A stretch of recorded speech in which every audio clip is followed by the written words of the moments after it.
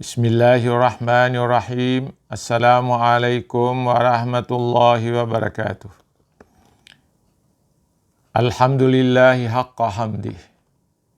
Hamdan katsiran thayyiban mubarakan fih. Wassalatu wassalamu ala rasulillahi sallallahu alaihi wasallam. Salatan wa salaman daimaini mutalazimaini ila yaumil akhir. Amma ba'du. Faya ibadallah. Hadirin para pendengar, para penonton di mana saja berada, para pencinta kalimat hikmah yang dirahmati Allah Subhanahu wa ta'ala. Alhamdulillah, segala puji bagi Allah yang telah memberikan kepada kita berbagai nikmat. Nikmat sehat jasmani, nikmat sehat rohani, nikmat kekuatan, nikmat kesehatan, nikmat hidayah, dan nikmat taufik. Sehingga kita dapat melaksanakan tugas-tugas kita dengan sehat walafiat. Dalam keadaan sehat walafiat. Selanjutnya dalam rangka mengisi tausiah dari kalimat hikmah Ibnu Athaillah. Pada hari ini saya akan menyampaikan pesan hikmah beliau yang ke-102. Ini menjadi bahan renungan kita pada malam ini. Bahan renungan tinggal kita putar videonya sambil kita berbaring menunggu saatnya kita tidur. Dengarkan dulu kalimat hikmah ini agar tidur kita menjadi enak. Agar tidur kita menjadi tenang. Karena apa? Karena ketika kita selalu mengingat Allah dan merenungkan kekuasaannya, hati menjadi tenang. Tema dari pesan hikmah Ibnu Athaillah itu adalah, mintalah kepadanya, niscaya dia memberimu. Mintalah kepadanya, niscaya dia memberimu. Ibnu Athaillah berkata dalam untaian kalimat hikmahnya, Mata atlaqa lisanaka bit-talabi fa'lam annahu yuridu ayyu'tiyaka. Mata atlaqa lisanaka bit-talabi fa'lam annahu yuridu ayyu'tiyaka. Apa arti dari pesan Ibnu Athaillah itu? Apabila dia telah melepaskan lidahmu untuk meminta sesuatu, maka ketahuilah bahwa sesungguhnya dia ingin memberimu yang kamu minta. Apabila dia telah melepaskan lidahmu untuk meminta sesuatu kepadanya, maka ketahuilah bahwa sesungguhnya dia ingin memberimu. Kata kunci yang mudah kita ingat dari kalimat Ibnu Athaillah itu adalah pintamu pasti dipenuhi, permintaanmu pasti dipenuhi. Kaum muslimin dan muslimat pencinta kalimat hikmah yang saya muliakan, seorang yang arif kepada Allah, yang mengenal Allah, yang mencintai Allah, yang selalu bergantung kepadanya, lidahnya selalu basah dengan zikir, mengingat Allah. Hatinya selalu bergetar karena takut kepada Allah. Pikirannya selalu merenungi kekuasaan Allah. Lidah yang selalu berzikir kepadanya, memalingkannya dari mengucapkan kalimat-kalimat yang tidak berguna. Memalingkannya dari kalimat-kalimat yang sia-sia. Memalingkannya dari kalimat yang omong kosong. Dan memalingkan lidahnya dari kalimat yang mengandung kebohongan dan dusta. Ketika lidah tidak berzikir, lidahnya akan diam. Karena dia tahu bahwa diam itu lebih baik daripada mengucapkan yang tidak berguna. Saya ulangi. Ketika lidah tidak berzikir, lidahnya akan diam. Karena dia tahu bahwa diam itu lebih baik daripada mengucapkan yang tidak berguna.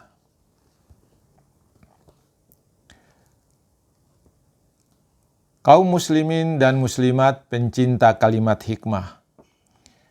Seorang yang arif kepada Allah selalu sadar akan petunjuk Rasulullah bahwa siapa yang beriman kepada Allah dan hari kemudian akan selalu mengatakan yang benar, selalu mengatakan yang baik, dan selalu mengatakan yang berguna,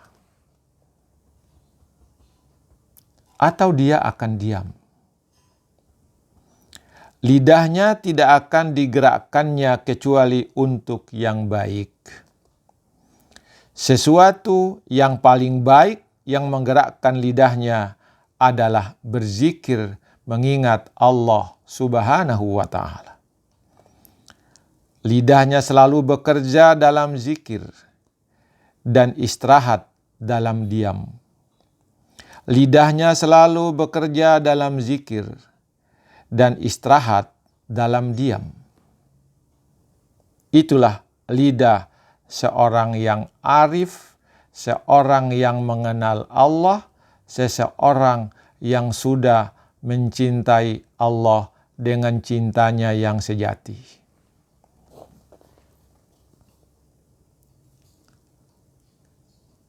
Kaum muslimin dan muslimat yang dirahmati Allah. Apabila lidah seseorang yang arif kepada Allah selalu berzikir, dan zat yang hakiki melepaskan lidahnya dari ucapan-ucapan yang tidak benar, dan melepaskan dirinya dari ketergantungannya dari makhluk Allah yang nisbi, lalu lidahnya dilepaskannya untuk meminta sesuatu kepada zat yang hakiki, yang selalu diingatnya, maka ketahuilah, kata Ibnu Athaillah, bahwa sesungguhnya zat yang hakiki itu akan memberinya sesuatu yang dia minta. Saya ulangi. Apabila seseorang sudah dilepaskan lidahnya dari ketergantungannya kepada yang lain, kepada sesuatu yang nisbi, lalu lidahnya dilepaskan oleh Allah untuk meminta sesuatu kepadanya yang selalu diingatnya itu, maka Allah sebenarnya pada saat itu ingin memberinya sesuatu yang dia minta. Allah memberinya karena Allah tahu bahwa dia sangat mencintainya. Dan Allah pun mencintai si arif itu.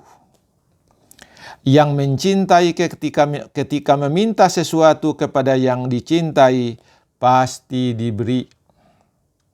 Yang mencintai ketika meminta sesuatu kepada yang dicintai, pasti diberi. Yang dicintai ketika dimintai sesuatu oleh yang mencintai, pastilah dia memberi.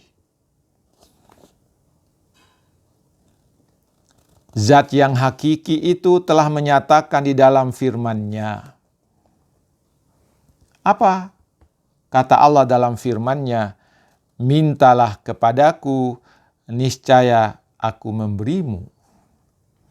Siapa yang meminta dan harus diberi oleh Allah? Tentu orang yang sudah terjalin cintanya dengan cinta Allah. Ini dinyatakan oleh Allah dalam surat Ghafir ayat 60. Di ayat yang lain Allah menyatakan, Jika hamba-hambaku bertanya tentang aku, wahai Muhammad, maka katakanlah, sesungguhnya aku sangat dekat dengan mereka. Aku menjawab dan mengabulkan semua permintaan dari hamba-hambaku yang meminta kepadaku, kata Allah. Ini dikatakan oleh Allah dalam surat Al-Baqarah ayat 168. Rasulullah menambahkan, jika cinta hamba telah bersatu dan bersemi dengan cinta Allah, maka semua yang dimintanya akan dikabulkan oleh Allah. Saya ulangi, jika cinta hamba telah bersatu dan bersemi dengan cinta Allah, maka semua yang dimintanya akan dikabulkan oleh Allah. Sekarang kita bertanya, bagaimana bisa yang diminta oleh mereka dikabulkan oleh Allah? Saya ingin flashback. Ingin kembali kepada diri kita sebagai manusia. Dan ingin mengingatkan kita semua. Tidakkah Anda ingat? Tidakkah Anda merasakannya? Kalau cinta Anda sudah menyatu, berpadu, dan bersemi dalam diri seseorang yang Anda cintai. Dan cintanya juga telah bersemi di dalam diri Anda. Apa yang terjadi? Apa? Pasti Anda sudah bisa menjawabnya. Kalau Anda sudah pernah merasakan berseminya cinta Anda dengan cinta orang lain dalam diri Anda, dan orang lain itu cintanya bersemi dalam diri Anda. Apa yang terjadi? Maka yang terjadi adalah saling asyik dan saling masyuk di antara Anda berdua. Saling asyik dan saling masyuk di antara Anda berdua. Nanti cari, asyik itu artinya apa, masyuk itu artinya apa. Coba cari dalam kamus. Anda dengan asyik dan masyuk itu akan selalu siap untuk memberi apa saja yang dia minta. Anda sebagai pencinta dia akan memberi apa saja yang dicintai itu minta kepada Anda.